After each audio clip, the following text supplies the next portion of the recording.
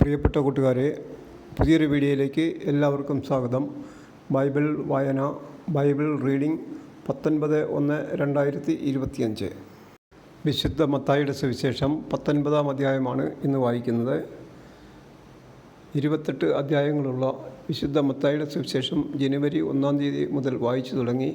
ജനുവരി 28-ന് ഈ വായന പൂർത്തിയാകും എന്ന് പ്രതീക്ഷിക്കുന്നു. ഇന്ന് 19/1/2025. ഇന്ന് വായിക്കുന്നത് 19-ാം അധ്യായം. മത്തായി അധ്യായം 19. വിവാഹമോചനത്തെ സംബന്ധിച്ച്. ഈ വാക്കുകൾ അവസാനിച്ച ശേഷം യേശു ഗലീലി വിട്ട് ജോർദാന് അക്കരെ യൂദായുടെ അതിർത്തിയിലെത്തി. വലിയ ജനക്കൂട്ടങ്ങൾ അവനെ അനുഗമിക്കുകയും അവൻ അവിടെ വെച്ച് അവരെ സുഖപ്പെടുത്തുകയും ചെയ്തു. ഫരിസേയർ അടുത്തു ചെന്നു അവനെ പരീക്ഷിച്ചുകൊണ്ട് ചോദിച്ചു, ഏതെങ്കിലും കാരണത്താൽ ഒരുവൻ ഭാര്യയെ ഉപേക്ഷിക്കുന്നത് നിയമാനുസൃതമാണോ? അവൻ മറുപടി പറഞ്ഞു, സൃഷ്ടാവ് ആദ്യം മുതലേ അവരെ പുരുഷനും സ്ത്രീയുമായി സൃഷ്ടിച്ചു എന്നും ഇക്കാരണത്താൽ പുരുഷൻ പിതാവിനെയും മാതാവിനെയും വിട്ട് ഭാര്യയോട് ചേർന്നിരിക്കും, അവർ ഇരുവരും ഏക ശരീരമായി തീരും എന്ന് അവിടുന്ന് അരുളി ചെയ്തിട്ടുണ്ടെന്നും നിങ്ങൾ വായിച്ചിട്ടില്ലേ? തന്മൂലം പിന്നീടൊരിക്കലും അവർ രണ്ടല്ല ഒറ്റ ശരീരമായിരിക്കും. ആകയാൽ ദൈവം യോജിപ്പിച്ചത് മനുഷ്യൻ വേർപെടുത്താതിരിക്കട്ടെ. അവർ അവനോട് ചോദിച്ചു, അങ്ങനെയെങ്കിൽ ഉപേക്ഷാപത്രം നൽകി ഭാര്യയെ ഉപേക്ഷിക്കാമെന്ന് മോശ വിധിച്ചത് എന്തുകൊണ്ട്? അവൻ പറഞ്ഞു, നിങ്ങളുടെ ഹൃദയകാഠിന്യം നിമിത്തമാണ് ഭാര്യയെ ഉപേക്ഷിക്കാൻ മോശ നിങ്ങൾക്ക് അനുമതി നൽകിയത്. ആദ്യം മുതലേ അങ്ങനെയായിരുന്നില്ല.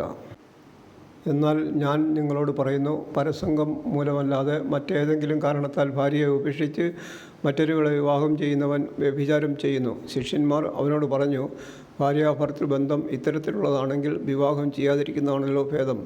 അവൻ പറഞ്ഞു, കൃപ ലഭിച്ചവരല്ലാതെ മറ്റാരും ഈ ഉപദേശം ഗ്രഹിക്കുന്നില്ല. എന്തെന്നാൽ ഷണ്ഡരായി ജനിക്കുന്നവരുണ്ട്, മനുഷ്യരാൽ ഷണ്ഡരാക്കപ്പെടുന്നവരുണ്ട്, സ്വർഗരാജ്യത്തെ പ്രതി തങ്ങളെ തന്നെ ഷണ്ഡരാക്കുന്നവരുണ്ട്. ഗ്രഹിക്കാൻ കഴിവുള്ളവൻ ഗ്രഹിക്കട്ടെ. ശിശുക്കളെ അനുഗ്രഹിക്കുന്നു. യേശു കൈകൾ വെച്ച് പ്രാർത്ഥിക്കുന്നതിന് വേണ്ടി ചിലർ ശിശുക്കളെ അവൻ്റെ അടുത്ത് കൊണ്ടുവന്നു.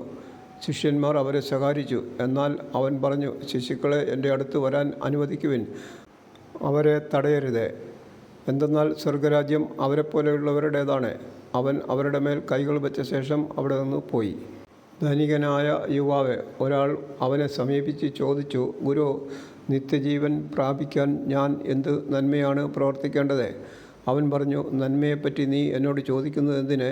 നല്ലവൻ ഒരുവൻ മാത്രം. ജീവനിൽ പ്രവേശിക്കാൻ അഭിലഷിക്കുന്നെങ്കിൽ പ്രമാണങ്ങൾ അനുസരിക്കുക. അവൻ ചോദിച്ചു, ഏതെല്ലാം? യേശു പ്രതിവചിച്ചു, കൊല്ലരുത്, വ്യഭിചാരം ചെയ്യരുത്, മോഷ്ടിക്കരുത്, കള്ളസാക്ഷ്യം നൽകരുത്, പിതാവിനെയും മാതാവിനെയും ബഹുമാനിക്കുക, നിന്നെപ്പോലെ നിൻ്റെ അയൽക്കാരനെ സ്നേഹിക്കുക.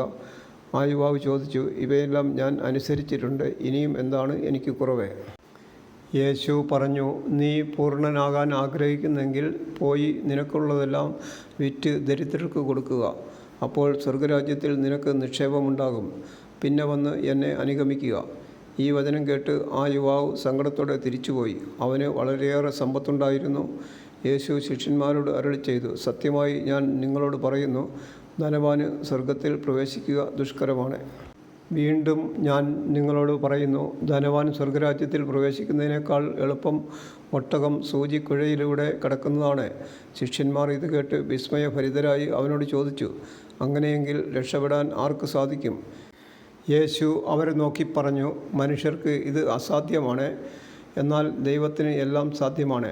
അപ്പോൾ പത്രോസ് പറഞ്ഞു, ഇതാ ഞങ്ങൾ എല്ലാം ഉപേക്ഷിച്ചു നിന്നെ അനുഗമിച്ചിരിക്കുന്നു, ഞങ്ങൾക്കെന്താണ് ലഭിക്കുക?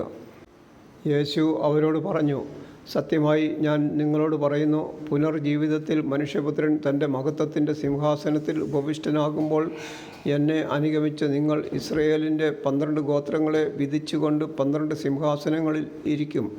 എൻ്റെ നാമത്തെ പ്രതി ഭവനത്തെയോ സഹോദരന്മാരെയോ സഹോദരികളെയോ പിതാവിനെയോ മാതാവിനെയോ മക്കളെയോ വയലുകളെയോ പരിത്യജിക്കുന്ന ഏതൊരുവനും 100 ഇരട്ടി ലഭിക്കും.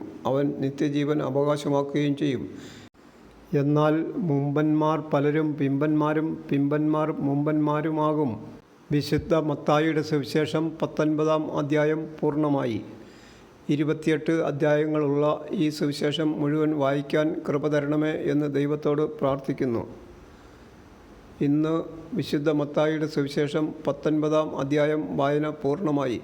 അതിനെ സഹായിച്ച ദൈവത്തോട് നന്ദി പറയുന്നു. Thank you.